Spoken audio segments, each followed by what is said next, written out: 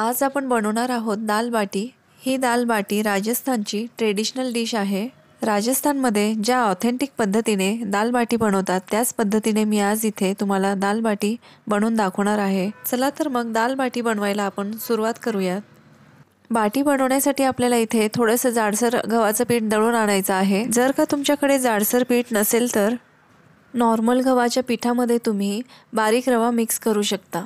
आता यातच आपण चवीनुसार मीठ घालूयात, यामध्ये जिरा घालूयात, थोडासा ओवा, जाडसर वाटलेली धणेपूड घालूयात, कसुरी मेथी देखील घालूयात, याने टेस्ट खूप छान येते। अर्धा चमचा घालूया बेकिंग सोडा। आता हे सर्व साहित्य व्यवस्थित मिक्स करून घेऊयात। हे सर्व मिक्स केल्यानंतर यामध्ये घालणार आहोत साजूक तूप। इथे आपल्याला तूपच वापरायचं आहे। तुपामुळे ना बाटीची टेस्ट खूप छान लागते। साधारण मी इथे 6 वाटी पिठाला अर्धी वाटी तूप वापरलंय। आता हे तूप पिठाला व्यवस्थित लागेल या पद्धतीने मिक्स करून घेऊ। आता यामध्ये घालूयात 1 वाटी दही। दही आणि सोड्याच्या मिश्रणामुळे आपली बाटी अगदी व्यवस्थित छान फुलून येते, त्यामुळे इथे दही वापरतात।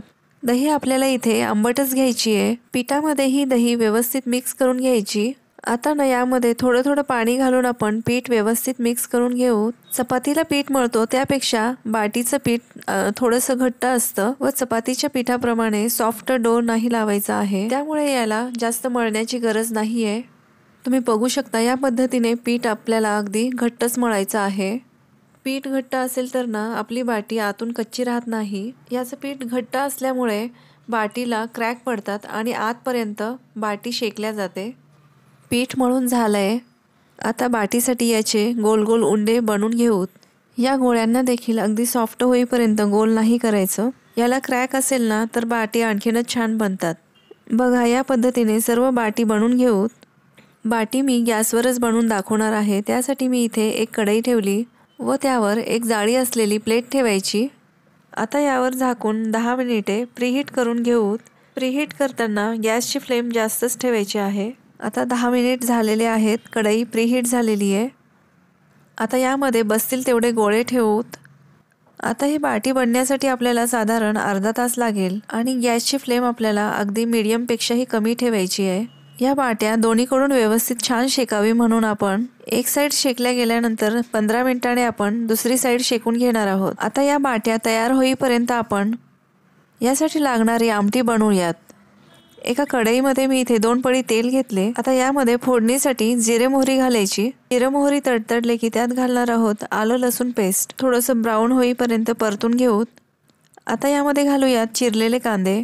आता या कांद्याला देखील छान सोनेरी रंग येईपर्यंत परतून घेऊयात। आता यामध्ये खडा मसाला घालणार आहोत, त्यासाठी आपल्याला 1 मोठी इलायची, 2 बारीक हिरवी इलायची, 3-4 लवंग, 1 तेजपान, हा खडा मसाला व्यवस्थित परतून घ्यायचा। आता यामध्ये घालूयात कढीपत्ता व 2 चिरलेले टोमॅटो। टोमॅटो देखील सॉफ्ट होईपर्यंत परतून घेऊत। आता यामध्ये घालणार आहोत आवडीप्रमाणे लाल तिखट, हळद, धणेपूड, गरम मसाला, हे सर्व व्यवस्थित परतून घेऊत। आता यामध्ये घालूयात चवीपुरतं मीठ। मीठ व्यवस्थित मिक्स करून यावर 2 मिनिटं झाकून ठेवूत। यामुळे आतील सर्व मसाला व्यवस्थित शिजून सॉफ्ट होतो। आता यामध्ये शिजवलेली मी डाळ मिक्स करणार आहे। इथे मी तुरीची डाळ वापरलेली आहे, तुम्ही सर्व डाळी देखील वापरू शकता। डाळ मी इथे शिजवून छान घोटून घेतलेली आहे। आमटीला छान उकळी आली की आपण गॅस बंद करून घेऊत। आता गॅसवर बाटी ठेवून आपल्याला अर्धा तास झालेला आहे, आपण एकदा चेक करून घेऊत। झाकण अगदी गरम आहे, व्यवस्थित याला काढून घेऊत।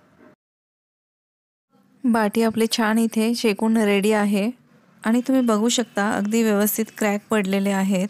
याचा अर्थ आपली बाटी आतपर्यंत छान शेकलेली आहे। आता याला थोडंसं प्रेस करून आपण साजूक तुपामध्ये डीप करायचं आहे।